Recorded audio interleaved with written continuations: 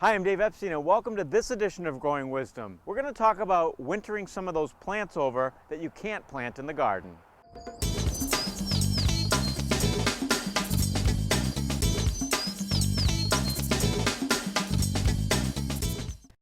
So I have a little Arborvitae here and I just didn't get a chance to plant it. It's already December and it's too late to plant this. I don't want to put this in the garden, so what can I do?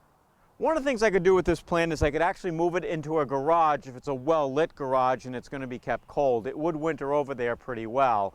But I'm going to choose to put this in the ground without really planting it. The reason I want to put this in the ground is because it will avoid the freeze-thaw cycle if I left it out right in the pot.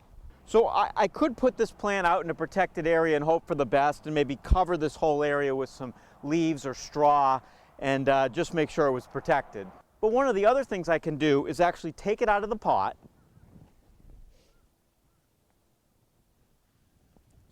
and normally I'd tease these roots. I'd really get them nice and loose to make contact with the ground, but instead I'm just going to put it directly in the ground and cover it with soil. What that will do is it'll allow the plant to be evenly moist all winter. The roots won't be disturbed, so the plant should be fine this winter. Then in the spring I'll dig it up or pull it out, it'll be real easy, and officially plant it, tease the roots, and really work it into the ground and put it exactly where I want. So I've pre-dug a hole because the ground's been cold enough that it keeps freezing. So I dug this a few days ago when it was warm, and you can see that we're just going to put this directly in that hole like this, and we're basically just preserving the plant for the winter. Again, this isn't officially how you plant this. Okay. So then I just want to be sure that there's lots of great soil around this.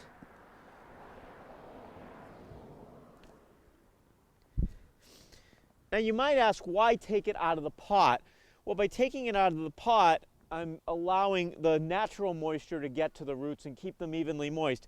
If I put it in the pot, it could get too wet or even too dry during the course of the winter. I like doing it this way because I feel it gives the plant adequate moisture. Another thing, I want to be sure there's no air pockets around those roots. That also wouldn't be good.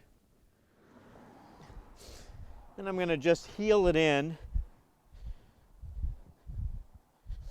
Now there's one last step I want to do. I don't want to leave all this soil exposed, so I'm going to cover it with a little bit of mulch. So these are all the leaves and some of the cuttings from the perennials. I put these through a chipper and it makes just a really great mulch.